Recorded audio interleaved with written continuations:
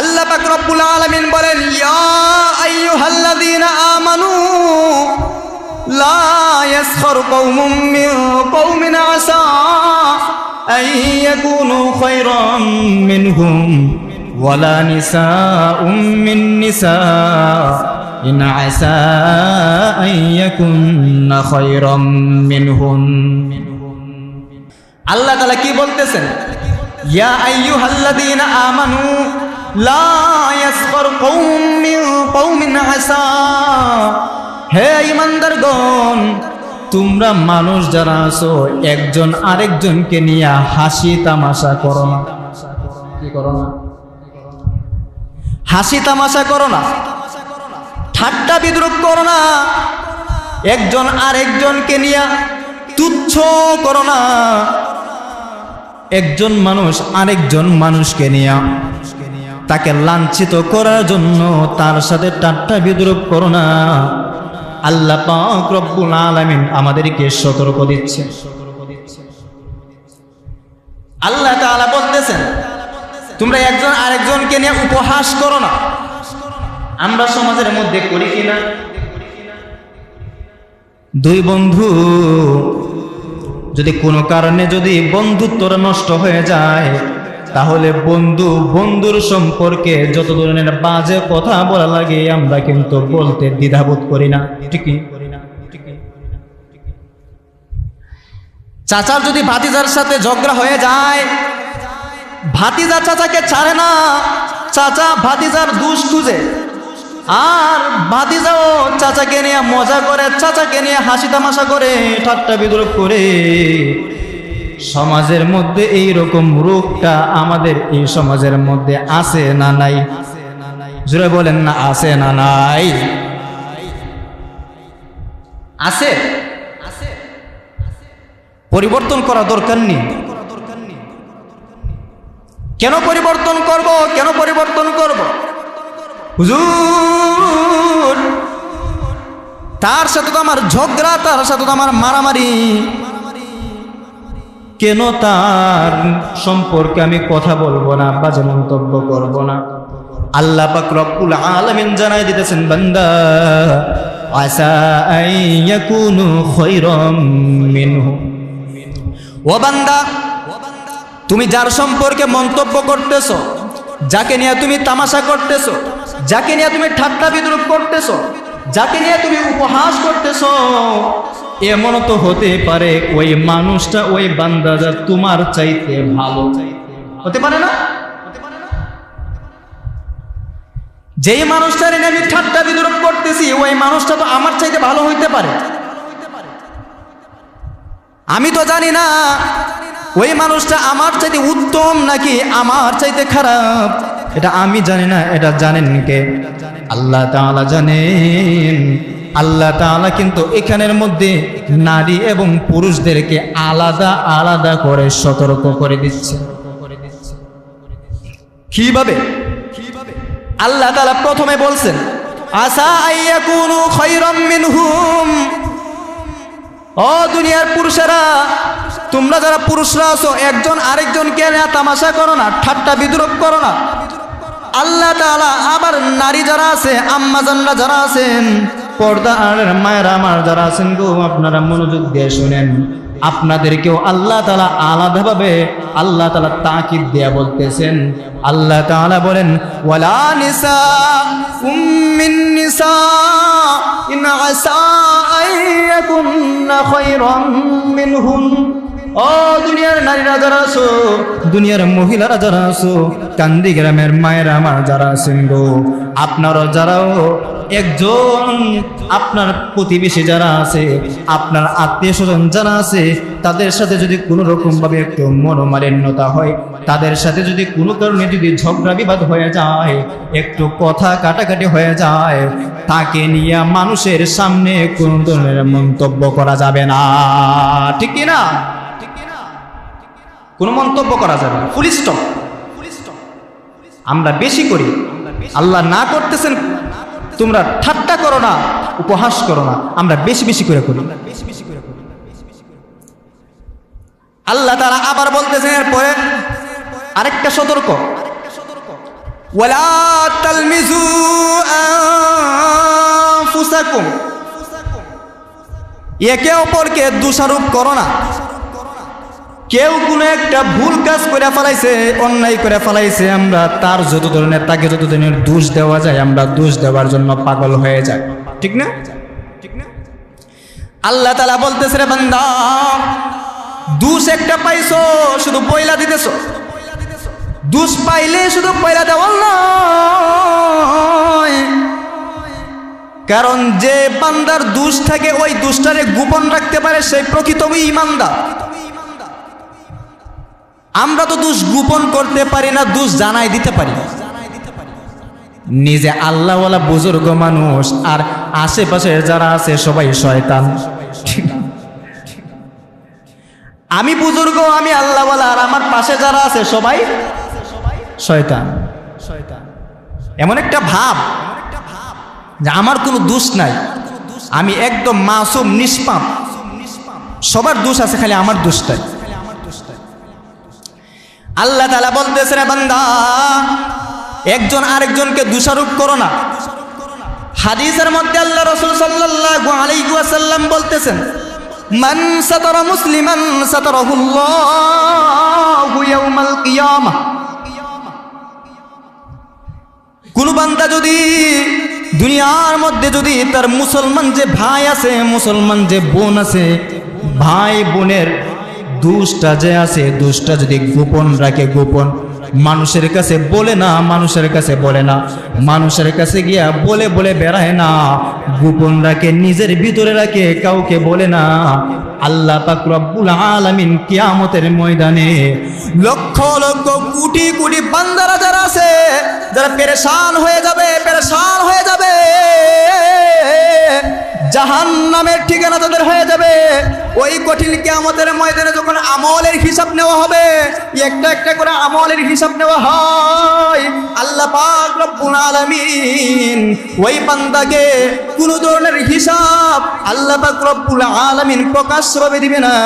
আল্লাহ পাক রব্বুল আলামিন দুনিয়ার মধ্যে যে গুনাহগুলো করেছিল, দুনিয়ার মধ্যে যে পাপগুলো করেছিল, দুনিয়ার মধ্যে যে দোষগুলো করেছিল, মানুষের দোষ গোপন রাখার কারণে হাসরের ময়দানে আল্লাহ পাক রব্বুল আলামিন ওই বান্দার দোষটাকে গোপন রাখবেন। সুবহানাল্লাহ। ওই বান্দার দোষটাকে গোপন রাখবে। আর আমরা যত বেশি দোষ বলতে পারি তত আমরা বীর পুরুষ। অমুকে এটা করছে, তমুকে সেটা করছে, আমি কিছুই করি নাই। কি বলেন? আমি কিছুই করি নাই। অমুকে এটা করছে, তমুকে এটা করছে, অমুকের ছেলে এটা করছে। আরে ভাই, আপনি কি করতেছেন সেটা দেখেন না, আপনার নিজের আমলের খবর নাই, আপনি মানুষের আমল নিয়ে পড়ে আছেন। আল্লাহ তাআলা এরপর আরেকটা সতর্ক দিতেছেন। আল্লাহ তাআলা কি বলতেছেন? ওয়ালা তানাবাজু বিল আলকাব। বান্দারা যারা আছো, তোমরা যারা ঈমানদার যারা আছো, তোমরা একজন আরেকজনকে মন্দ নামে ডাইকো না। কি নামে ডাইকো না? মন্দ নাম। আমরা বেঙ্গাইয়া নাম ডাকি না? একজনের নাম তো আব্দুল খালেক, কত সুন্দর নাম। আমরা বলি এই খালিকা, বলি কিনা? উদাহরণ, একজনের নাম আবুল কালাম, আমরা তাকে ডাকি কালাইম্মা। কালাইম্মা এটা করছে, কালাইম্মা সেটা করছে, বলি কিনা? আল্লাহ তাআলা বলতেছেন, বাজানরা আমার আজকে সতর্ক হয়ে যাবেন, আর কোনোদিন মন্দ নামে ডাকবেন না।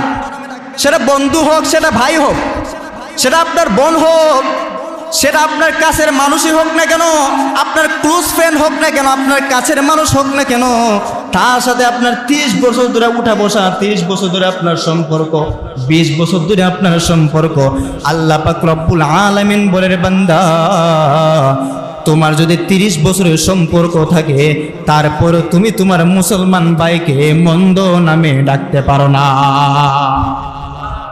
তুমি তোমার ভাইকে মন্দ নামে ডাকতে পারো না। তার যে নাম আছে ওই নামে ডাকতে হবে, সুন্দর করে ডাকতে হবে, তবেই না সে আপনাকে ভালোবাসবে। আর না হলে উপরে উপরে ঠিকই বলবে, আপনারটাকে মজা মজা করে সাড়া দিবে, কিন্তু বাহিরে যখন যাইবে মনের ভিতরে একটা বলবে, অন্য বন্ধুদের প্রশংসা করবে কিন্তু আপনার প্রশংসা করতে চাইবে না, কারণ আপনার তো স্বভাব ভালো না, আপনি মন্দভাবে ডাকেন, আপনি ভালোভাবে ডাকতে পারেন না, তার সাথে ভালোভাবে কথা বলতে পারেন না। যে সুন্দর করে কথা বলতে পারে তার বন্ধু বেশি থাকে, ঠিক কি না? যে সবচাইতে বেশি সুন্দর করে কথা বলে তার বন্ধু বেশি থাকে, তার আত্মীয় স্বজন বেশি থাকে। কারণ কথার সৌন্দর্য তো একটা আছে, কথার প্রেমও কিন্তু আছে। প্রেম শুধু আই লাভ ইউ বললে কিন্তু শুধু প্রেম হয় না, ভালোবাসা হয় না। কথা দিয়া কিন্তু মানুষের ভালোবাসা অর্জন করা যায়, ঠিক কিনা? কথা দিয়া মানুষের ভালোবাসা অর্জন করা যায়। বিসাল ইসমুল ফুসুকু বাদাল ঈমান। একটা বান্দা ঈমান আনছে, ঈমান আনার পরে তাকে কোনোদিন মন্দ নামে ডাকা যাবে না। এটা মূলত আয়াতটা ওই সময় নাজিল হলো যখন নতুন নতুন বিধর্মীরা যারা আছে, বেদ্দিনরা যারা আছে, কাফেররা যারা আছে মুসলমান হইতেছে। মুসলমান হয়ে যাওয়ার পর অনেক মুসলমান যারা আছে তাদের ইহুদিদের যে নামটা আছে, কাফের সাথে থাকা অবস্থায় যে নামটা আছে ওই নামে অনেক সময় ডাকে। তাদেরকে সেই নামে ডাকা যাবে না। ঈমান আনছে, ঈমান, ওই বান্দা আল্লাহ তাআলার কাছে দামি বান্দা হয়ে গেছে, তাকে সুন্দর নামে ডাকতে হবে, সুন্দর নামে ডাকতে হবে। তার সাথে খারাপ আচরণ করা যাবে না, তার দোষ তালাশ করা যাবে না, তাকে মন্দ নামে ডাকা যাবে না। যদি এই সমস্ত কাজগুলা যদি আমরা করি, আল্লাহ তাআলা বলতেছেন ওয়ামান লাম ইয়াতুব ফাউলাইকা হুমুজ যালিমুন।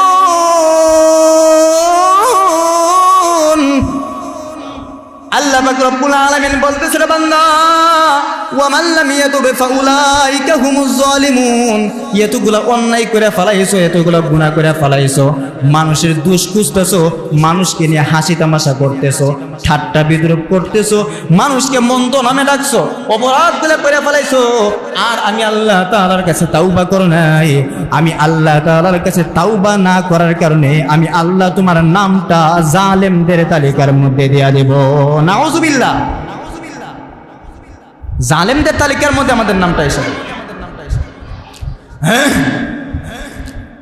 এরপরে আল্লাহ পাক রব্বুল আলামিন বলতেছেন ইয়া আইয়ুহাল্লাযীনা আমানু ইজতানিবু কাসীরাম মিনাজ যন। হে ঈমানদারগণ, ইজতানিবু কাসীরাম মিনাজ যন, তোমরা বেশি বেশি করে ধারণা থেকে বেঁচে থাকো। অনুমান করে আমরা কথা বলি না, মনে হয় ওই লোকটা এরকম করছে, এখন তোর মনে হয়েও বলি না, আমরা অনুমান কইরা এটাই মনে করি শিওর দিয়া ফেলাই, আরে সে তো এটা করছে। ইয়া আইয়ুহাল্লাযীনা আমানু ইজতানিবু কাসীরাম মিনাজ যন। হে ঈমানদারগণ, ধারণা থেকে তোমরা বেঁচে থাকো। অনুমান কইরা আন্দাজে একটা কথা বইলা ফেলাইও না। আন্দাজে কথা বলা এটা মুসলমানদের আদত হতে পারে না। ইন্না বা'দাজ যন্নি ইসমুন। আপনি যে ধারণা করে কথা বলতেছেন, আপনি যে অনুমান করে আরেকজনের নামে কথাটা বলছেন, যদি আসলে বিষয়টা তা না হয় তাহলে কিন্তু সেটা আপনার জন্য গুনাহ হয়ে যাবে, আপনার জন্য গুনাহ হয়ে যাবে। গুনাহ। আন্দাজে কথা বলা যাবে না, আন্দাজে কথা বলা যাবে না। যতক্ষণ পর্যন্ত আমরা যাচাই বাছাই করে শিওর না হব, আমরা আন্দাজে কোনো কথা বলবো না, পারবো না ইনশাআল্লাহ। আল্লাহ তাআলা এরপরে বলতেছেন ওয়ালা তাজাসসু। একে অপরের গোপন বিষয়গুলো তালাশ করো না, খুঁজে খুঁজে দেখি কে কি করছে, কার গোপন রোগ আছে, কার গোপন কি অভ্যাস আছে, এগুলা মানুষের সামনে বলি না। আজকে ধরা খাইছে নো যে বিষয়টা নিছি, একবার সমাজের সব বাস্তবতা এগুলা, প্রত্যেকটা মানুষের এই আদত গুলা, মানুষের গোপন বিষয়গুলা খুঁজা খুঁজা তালাশ করে করে মানুষের কাছে বইল না। কারণ মানুষের গোপন বিষয়গুলা তালাশ করে করে মানুষকে বলে দেওয়া এটা মুসলমানদের অভ্যাস হতে পারে না, এটা মুসলমানদের গুণ হতে পারে না, এটা বেঈমানদের গুণ, এটা খাটাসদের গুণ, এটা মুনাফিকদের গুণ, ঠিক কিনা? মুনাফিকরাই কাজ করে। এরপরে আল্লাহ তাআলা কি বলতেছেন শুনেন, ওয়ালা ইয়াগতাব বা'দুকুম বা'দা। ও ঈমানদারগণ, তোমরা একে অপরের গীবত করো না। কি করো না? গীবত করো না, গীবত।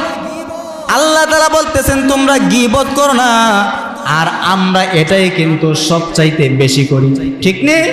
আল্লাহ তাআলা বলতেছেন তোমরা গীবত করো না, আর আমরা এটাই সবচাইতে বেশি করি। আমরা গীবতকে গীবত মনে করি না, আমরা গীবতকে মনে করি ঘি-বাত। ভাতের সাথে ঘি খাইলে, ঘি দিয়া যদি ভাত খায় তাহলে কিন্তু একটা মজা লাগে না? লাগে না? ঘি দিয়া ভাত খেলে একটা মজা লাগে, আর গীবত করলে আমরা সেরকম মজাটাই লাগে। গীবতটারে আমরা গীবত মনে করি না, গীবতটারে আমরা মনে করি ঘিয়ের সাথে ভাত খাইতেছি, মজা করে। যত ধরনের গীবত আপদ করা যায় তত ধরনের গীবত আমরা করি। ও ভাই, তুমি যে তোমার ভাইয়ের গীবত করতেছো, তুমি যে তোমার ভাইয়ের পরনিন্দা করতেছো, সামনে তুমি গীবত করতেছো, প্রকাশ্যে তুমি গীবত করতেছো। সামনে তুমি গীবত করতেছো, পিছনে তুমি গীবত করতেছো, প্রকাশ্যেও করতেছো, অপ্রকাশ্যেও করতেছো। সতর্ক হয়ে যাও, সতর্ক হয়ে যাও। আল্লাহ পাক রব্বুল আলামিন গীবতকারী বান্দা যারা আছে তাদের জন্য কঠিন কঠিন রকমের শাস্তি রেডি করে রাখছে। গীবতকারী বান্দাদের জন্য কঠিন বড় শাস্তি। আমরা আমাদের কোনো একটা ভাই যদি থাকে, কোনো একটা ভাই যদি আজকে মারা যায়, আজকে মারা গেছে আমার কোনো একটা ভাই, এই ভাই তো মরে গেছে, মরে যাওয়ার পরে 3 দিন হয়ে গেছে এখনো লাশ দাফন করে নাই।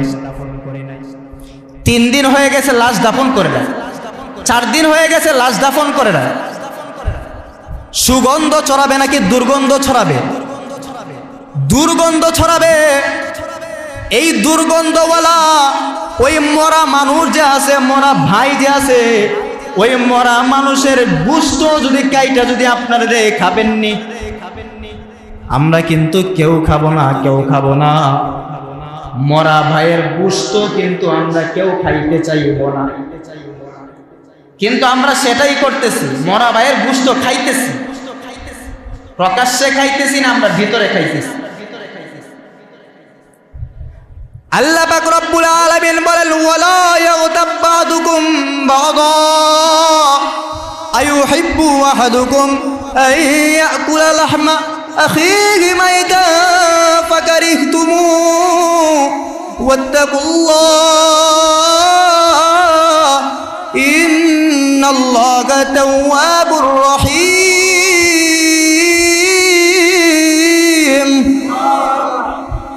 আল্লাহ পাক রব্বুল আলামিন বলতেছে, বান্দা গীবত করো না, একজন ভাই আরেকজন ভাইয়ের কোনো গীবত করো না। আইয়ুহিব্বু আহাদুকুম আইয়াকুলা লাহমা আখিহি মাইতা, তোমরা কি পছন্দ করবে তোমাদের কাছে যদি তোমাদের মৃত ভাইয়ের গোশত যদি আইনা দেওয়া হয়, এটা খাবে কিনা? মৃত ভাইয়ের, মরা ভাইয়ের গোশত কিন্তু আমরা খাইতে চাইব না। ফাকারিহতুমু, আমরা এটাকে পছন্দ করব, অপছন্দ করব।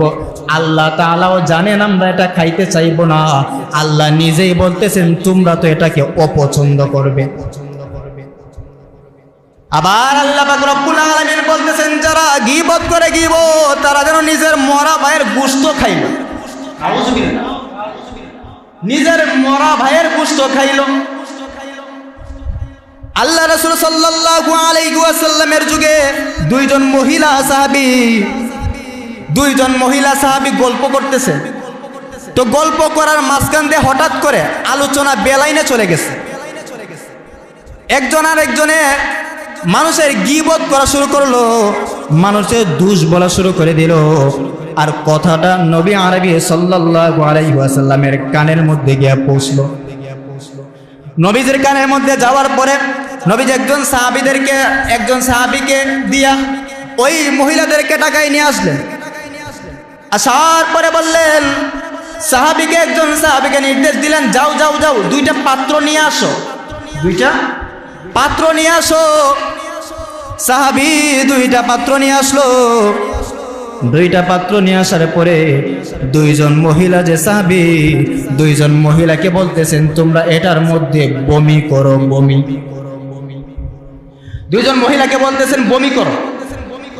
একজন মহিলা বমি করছে। বমি করার পরে বানানো কোনো ঘটনা বলতেছি না, কিন্তু সহি হাদিসের ঘটনা, সহি হাদিসের ঘটনা।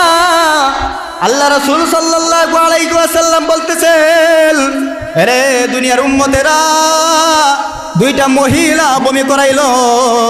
একটা মহিলা যখন বমি করলো, বমি করার পরে দেখে তার পেট থেকে পচা গোশত, রক্ত আর পুজ বের হয়ে আসছে।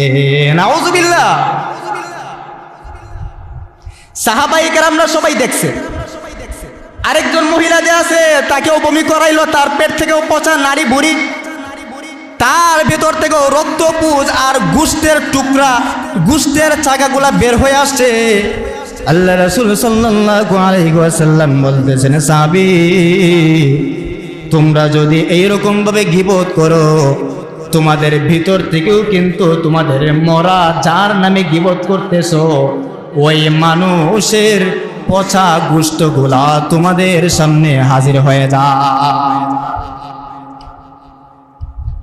শুধু তাই না, শুধু তাই না, এটা তো একটা শাস্তি। পচা গোশত খাবার সময় রক্ত কেউ খাইতে চায় না, পুজ কেউ খাইতে চায় না, চায়নি, পুজ কেউ খাইতে চায় না। পচা মাংস যে আছে, মরা মানুষের পচা মাংস, জিতা মাংস না, কিন্তু তাজা মাংস না, পচা মাংস কিন্তু কেউ খাইতে চায় না। আর গীবত যারা করে তাদের জন্য শাস্তি হলো তারা যেন নিজের ভাইয়ের মরা পচা গোশত খাইল। আরেকটা শাস্তি, 2 নাম্বার শাস্তি, গীবত যারা করেন, গীবত ভালো করে শুনে রাখেন ভাই, আজকে শুনে রাখেন, গীবত যে করতেছেন, মানুষের নামে শুধু গীবত করেন, গীবত, আল্লাহ তাআলা কি শাস্তিগুলা দিবেন? আল্লাহ তাআলা আরেকটা শাস্তি দিবেন, সেটা হলো জাহান্নামের আগুন। আল্লাহ তাআলা যে জাহান্নামের আগুনের মধ্যে জ্বালাইবেন, জাহান্নামের আগুনের মধ্যে জ্বালাইবেন, এটারও তো প্রমাণ আছে, দলিল আছে, আছে না?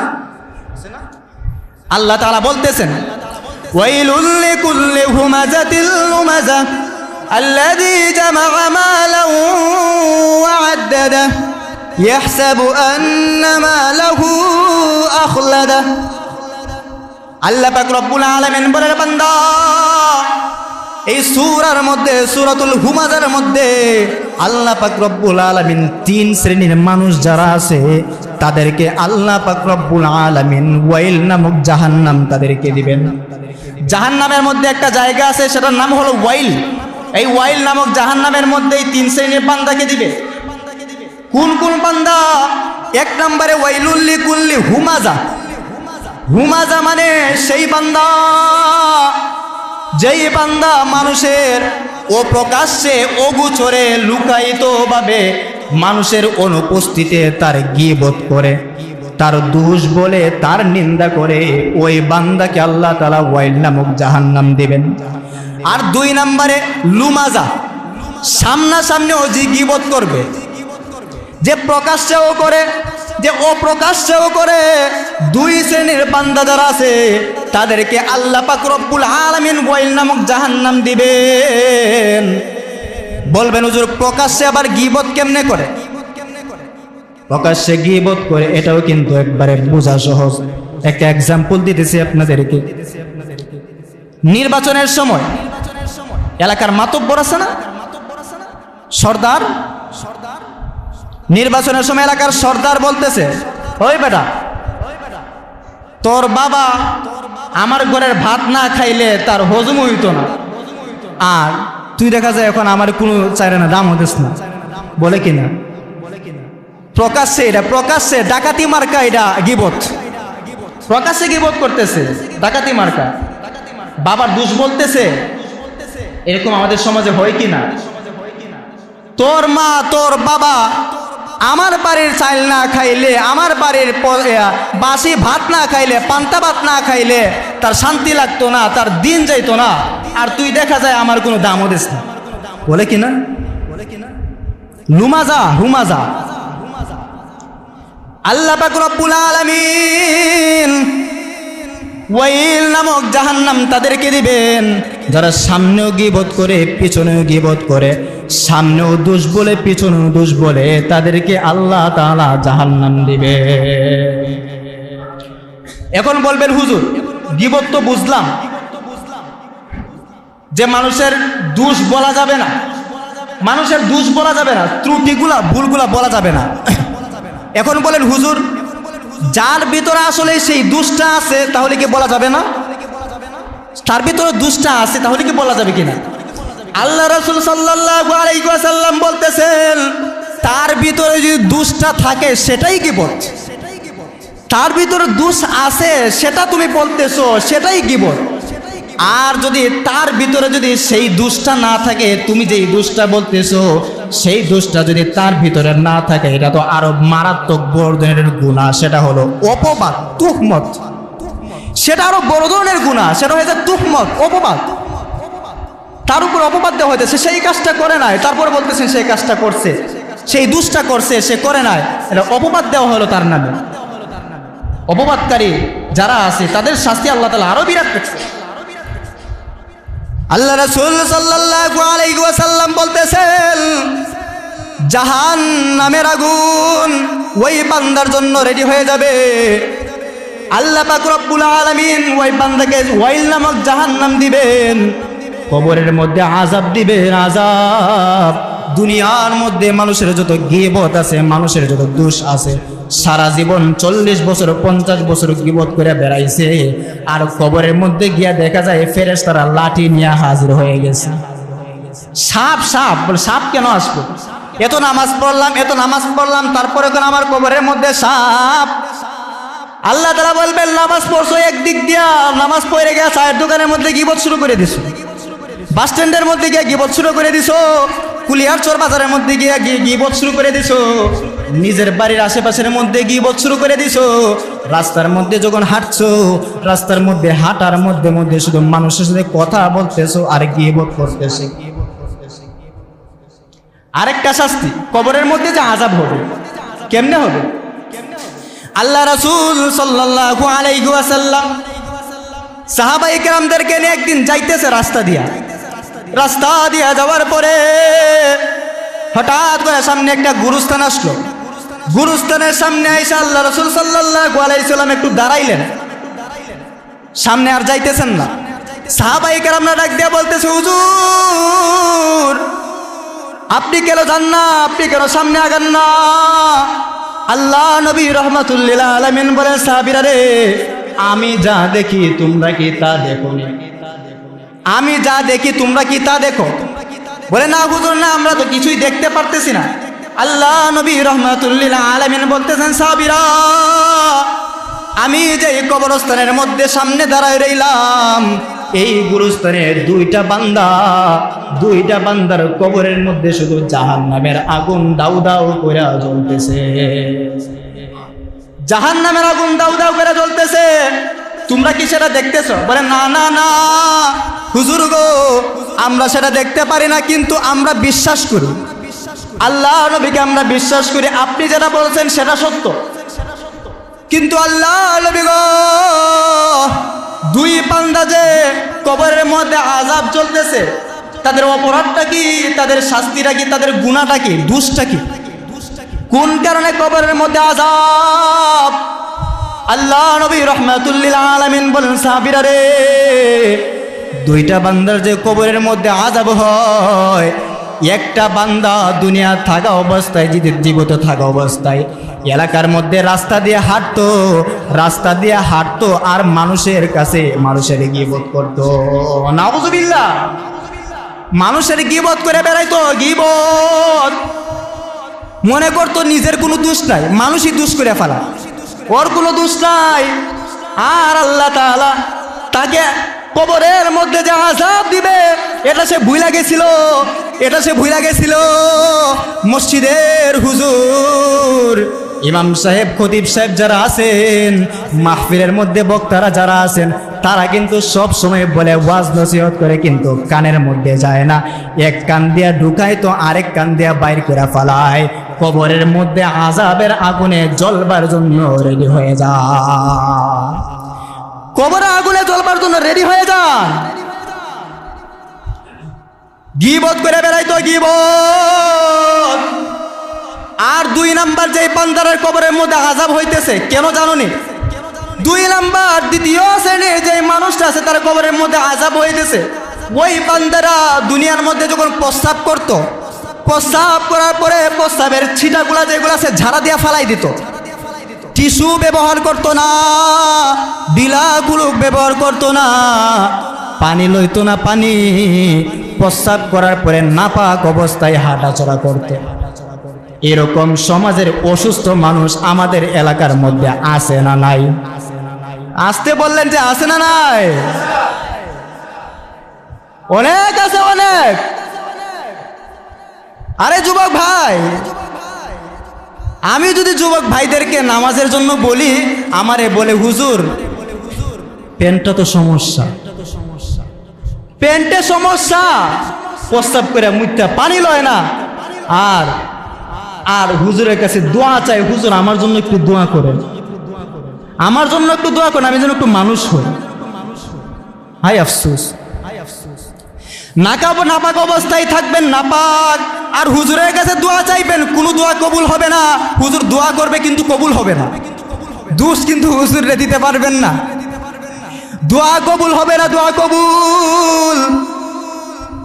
ওই বান্দা শুধু যুবকরা না, মুরব্বীরাও আছে, লঙ্গির মধ্যে দিয়ে মুচা ফালাই দে, লঙ্গি দিয়ে মুচা ফালাই দে, পানি ব্যবহার করে না, টিস্যু ব্যবহার করে না। একটা টিস্যু আর কয় গ্রাম? 1 গ্রামে হয় না একটা টিস্যু, একটা টিস্যু রাখতে পারে না। বান্দা সব কিছু রাখতে পারে, বান্দা পকেটের মধ্যে মোবাইল রাখতে পারে, টাকা রাখতে পারে, মানি ব্যাগ রাখতে পারে, সিগারেট রাখতে পারে, কিন্তু বান্দা পকেটের মধ্যে টিস্যু রাখতে পারে না, ঠিক কি না? বান্দা টিস্যু রাখতে পারে না। শুধু এটা যুবকদের এবং পুরুষদের আদত অভ্যাস তা না, এটা কিন্তু মহিলাদের অভ্যাসও। অপরদার আম্মা জান গো, স্বামী স্ত্রী 2 জন বৈধভাবে হালালভাবে মেলামেশা করছে, রাতের বেলা হালালভাবে মেলামেশা করছে, কিন্তু ফজরের সময় না উঠটা, ফজরের সময় গোসলটা জোহরের বেলায় করে, আছে না নাই? ফজরের সময় গোসল করে না, গোসল গিয়া করে ওই জোহরের সময়, 1টা বাজে 2টা বাজে গিয়ে গোসল করে, আর এই নাপাক অবস্থায় রান্না করে, নাপাক অবস্থায় রান্না করে, সন্তানকে কুলের মধ্যে নেয়, নাপাক অবস্থায় খাবারের ইন্তজাম করে, স্বামীকে খাবার দেয়, সন্তানকে খাবার দেয়, ওই খাবারের মধ্যে কোনো বরকত থাকে না। আল্লাহ পাক রব্বুল আলামিন বলে, বান্দি, ও বান্দা, তুমি যদি নাপাক অবস্থায় যদি রান্না করো, ওই ঘরের মধ্যে কোনো বরকত আসবে না। যেই পুরুষটা নাপাক থাকে, ওই ঘরের মধ্যে খোদার কোনো রহমত থাকে না। ও মাগো, আপনি যদি নাপাক অবস্থায় নাই থাকে, যদি আপনি যদি ফজরের সময় গোসল করে, যদি আপনি যদি জিকিরে ফিকিরে চলে, যদি আপনি যদি জিকির করতেন, রান্না করার সময় জিকির করতেন, রান্না করবার সময় যদি তাসবিহ পড়তেন, ইস্তিগফার পড়ে পড়ে যদি রান্না করতেন, আর ওই রান্নার খাবারটা যদি আপনার সন্তানকে দিতেন, আপনার সন্তানকে আল্লাহ তাআলা বড় পীর আব্দুল কাদের জিলানী বানায় দিত। ওই খাবারটা যদি আপনার স্বামীকে দিতেন, আপনার স্বামীকে আল্লাহ পাক রব্বুল আলামিন হযরত আলীর মতো বীর বাহাদুর বানিয়ে দিত। আপনার ওই খাবারটা যদি আপনার মেয়েকে দিতেন, ওই মেয়েটার রাবিয়া বসরি হয়ে যেত, এই যুগের বাইজিদ বুস্তামি হয়ে যেত আপনার সন্তান, এই যুগের বড় পীর আব্দুল কাদের জিলানী হয়ে যেত, এই যুগের খাজা মঈনুদ্দিন চিশতি হয়ে যেত। জোরে বলেন না সুবহানাল্লাহ। আল্লাহ পাক রব্বুল আলামিন বরকত কেন দেয় না, বরকত কেন দেয় না? সারাদিন নাপাক অবস্থায় থাকবেন আর বরকতের আশা করবেন, এটা কোনোদিন হতে পারে না, ঠিক কি না? বরকত হবে না তো। গীবত করেন, গীবত, জিনা করি না আমরা, জিনা এমন ভাবে থাকাইছে, নতুন কথা বলতেছি না, নতুন জিনা হয় না, জিনা আমাদের সমাজের মধ্যে হয়নি। কতটুক মাত্রা আকারে বাড়ছে জিনার প্রচলন, অনেক এমন বাড়ছে যে সমাজের মধ্যে প্রত্যেকটা পুরুষ যারা আছে, প্রত্যেকটা নারী যারা আছে, যারা একটু দিন থেকে দূরে সরে যাইতেছে, তাদেরকে সেই জিনার রোগের মধ্যে ধরে ফেলাইতেছে, ঠিক কিনা? আর জিনা যদি করি, সমাজের মানুষকে আমরা জিনাকুর যারা আছে তাদেরকে ভালো নজরে দেখিনি, তাদেরকে আমরা ভালো নজরে দেখি না, তাদেরকে আমরা খারাপ নজরে দেখি। খারাপ জিনাকুর বান্দা যারা আছে তাদেরকে আমরা ভালো চোখে দেখি না, বরং মনে চায় জিনাকারী যে আছে সে আমার এলাকার একটা মেয়ের সাথে জিনা করছে, আমার ভাতিজির সাথে করছে, আমার ভাগিনীর সাথে করছে, আমার দুঃসম্পর্কের আত্মীয়র সাথে করছে। জিনাকারী বান্দা যে আছে আর জিনাকারিনী যে মহিলা আছে, মনটা চায় ওই মহিলা ওই পুরুষটাকে পাথর দিয়ে মাইরা ফালাই, ঠিক কিনা? এবং ইসলামের শাস্ত্র কিন্তু সেটা, পাথর দিয়ে মাইরা ফালাও, রজম দিয়ে নিক্ষেপ করে মাইরা ফালাও, জিন্দা থাকার কোনো দরকার না। একটারও যদি মাইরা ফালাইতে পারেন এলাকার মধ্যে, গোটা এলাকার মধ্যে জিনা ব্যভিচার বন্ধ হয়ে যাবে, ঠিক কিনা? এলাকার মধ্যে জিনা ব্যভিচার বন্ধ হয়ে যাবে, আমি কথা দিলাম, গ্যারান্টি দিলাম। বিচার করেন, দুইটা বিচার শুরু করবে এলাকার মধ্যে। আমার এই কান্তি গ্রামের মধ্যে কোনো ধরনের জিনা আসবে না, জিনার ধারে কাছেও যুবকরা যাইতে পারবে না। 70 বছর হয়ে গেছে, 60 বছর হয়ে গেছে, এখনো পর্যন্ত তার যৌবনে লাফায়, আসেনি? এখনো পর্যন্ত যৌবনে লাফায়, এখনো পর্যন্ত তার যৌবন কেউ কাউকে ছাড়ে না, রাষ্ট্রের এমপি কে পর্যন্ত ছাড়ে না, আছে না? টাকা যত হয় বরঞ্চ জিনা করা সহজ হয়, আর এমপি যদি হয়, মন্ত্রী যদি হয়, তাদের জন্য আরো সহজ, ঠিক না? আসেনি নজির আমাদের দেশের মধ্যে, আসেনি? গত কিছুদিন আগের ঘটনা আমরা দেখি নাই?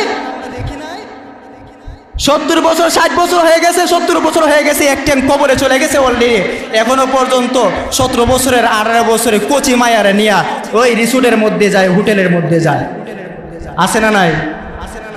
এগুলা রজম দেওয়া, পাথর নিক্ষেপ করে মাইরা ফেলানো দরকার, তাহলে এই দেশের মধ্যে, সমাজের মধ্যে শান্তি আসবে, আর না হলে শান্তি আসবে না। কথা বলেন ঠিক কিনা? কোনো ধরনের শান্তি আসবে না। সমাজের উচ্চ পর্যায়ের, দেশের উচ্চ পর্যায়ের মানুষরা যদি, নেতারা যদি যাদেরকে দেখা যাদের কোথায় গোটা দেশের মানুষ চলবে, তারাই যদি সেই কাজগুলা করে, তাহলে সাধারণ জনগণ কোথায় যাবে? সাধারণ জনগণ কার কাছে বিচার করবে? কার কাছে বিচার চাইবে? সমাজের মানুষ অন্যায় করছে, ওই জিনাকুর এমপি যে আছে, ওই মদখুর এমপি যে আছে, তার কাছে বিচার চাইবে। তার কাছে যদি বিচার চাই, কোনো নেই বিচার পাওয়া যাবে? এগুলো সব লেবাসদারি মুনাফিক, ঠিক কিনা? আল্লাহ পাক রব্বুল আলামিন বলতেছেন জিনা করলে পরে পাথর দিয়ে মাইরা ফেলা। আর আল্লাহ রাসূল কি বলতেছেন দেখেন, আল গীবাতু আসাদ্দু মিনাজ জিনা। গীবত হলো এমন একটা অপরাধ, এমন একটা গুনাহ, যেটা গীবত যেটা আছে এটা এমন একটা গুনাহ, আসাদ্দু মিনাজ জিনা, যেটা জিনা যে আছে জিনার চাইতেও বেশি মারাত্মক গুনাহ হলো গীবত করা। নাউযুবিল্লাহ। জিনার চাইতে নিকৃষ্ট। জিনা যদি রজম মাইরা, পাথর নিক্ষেপ করে মাইরা ফেলানো দরকার লাগে, যারা গীবত করে তাদেরকে ধৈরা ধরে কল্লা কাটে ফেলানো দরকার, ঠিক কিনা? আমার কথা রাগ কইরা তো কোনো লাভ নাই, এগুলো তো আমার কথা না, কোরআনের কথা, হাদিসের কথা, স্পষ্ট হাদিস। আমি ব্যাখ্যাও করলাম না, শুধুমাত্র আজকে তর্জমাগুলা বললাম, হাদিসের তর্জমা বললাম, কোরআনের তর্জমাগুলা বললাম। এরপরও যদি কথাগুলা ভালো না লাগে, এর চাইতে ভালো কথা আর আমার ভিতরে নাই। এ সমস্ত কথাগুলো তিক্ত কথা, সমাজের বাস্তবতার কথা, তো তিতা লাগতে পারে, তিতা। আল্লাহ তাআলা আমাদের সবাইকে হেফাজত করুন, সবাই বলেন আমিন। আল্লাহ তাআলা এই যুব সমাজ যারা আছে তাদেরকে হেফাজত করুন, সবাই বলেন আমিন। মুরব্বীরা যারা আছে, এক ট্যাং অলরেডি কবরে চলে গেছে, আরেক ট্যাং ক্রিয়া কোনো রকমভাবে বাচ্চা হাঁটতেছেন, এখনো পর্যন্ত যদি মানুষের দুষ খুঁজে বেড়ান, আপনার যে 60 বছর চলে গেল, আপনি 60 বছরে কি এমন আমল করছেন যারা আপনি জান্নাতে যাইবেন গা? আছে কোনো আমল? কেন আপনি গীবত করবেন? কেন গীবত করবেন? গীবত তো একটা মজার জিনিস, ভাত, ঘিয়ের ভাত খালি যেরকম মজা লাগে, গীবত করতে মজা লাগে। অমুক এইটা করছেও, আর আরেকজনে যে গুনে ওই থামাই বত দূরের কথা, কি যেন করছে, কি যেন করছে, আরে ভাইকে গেছে গা, কার সাথে গেছে, কথা বাড়াইতেছে কিনা? যে গীবত করতেছে তার যেরকম অপরাধ, যে গীবত শুনতেছে তার সমান অপরাধ, দুটোর সমান অপরাধ। গীবতের যে শাস্তি, গীবতকারীর যে শাস্তি, যে শুনছে প্রতিবাদ করে না, সে বলে না এই মিয়া এই কথাটা বন্ধ করেন, কি শুরু করছেন মানুষের দুষ্কৃতি, আপনার দোষ আছে না, আপনি নিজের দোষ দেখেন, আপনি আরেকজনের দোষ বলেন না। বলতে পারি না। আমার বয়স 50 বছর, তো 30 বছরের একটা পুলারে যদি বলি, যুবকরে যদি বলি, ও আর মুরব্বী দেখা বলতে পারে না, সব কথা তো এরকম ভাবে বলতে পারে না। এগুলা তো বলার দরকার, না হলে আমরা ঠিক হব কিভাবে? আমরা যদি এখন ঠিক না হয়, আমাদের এই গীবত শিকায়ত যে আছে, পরনিন্দা যে আছে, মানুষের চুগলখুরি, একজনের দোষ গিয়ে আরেকজনের কাছে লাগানো, এটা আরো বড় ধরনের খারাপ, মানে খাটাসা একটা অভ্যাস। একজনের দোষ গিয়া তালাশ করে করে একজনের কথা আরেকজনের কাছে লাগা, এই রোগ আমাদের সমাজে আছে না নাই? আল্লাহ তাআলা আমাদের সবাইকে হেফাজত করুক। গীবত পরনিন্দা যে আছে, গীবত থেকে, শিকায়ত থেকে, পরনিন্দা থেকে আল্লাহ তাআলা আমাদের সবাইকে, এলাকার মানুষদেরকে হেফাজত করুন। সবাই বলেন আমিন। আরো জোরে বলেন না আমিন? আরো একসাথে সবাই জোরে আওয়াজ দিয়ে বলতে হবে আল্লাহুম্মা আমিন। ওয়া আখির দাওয়ানা আনিল হামদুলিল্লাহি রাব্বিল আলামিন। যারা আমরা সুন্নিত হই নাই, সারা তাসমিন নাই।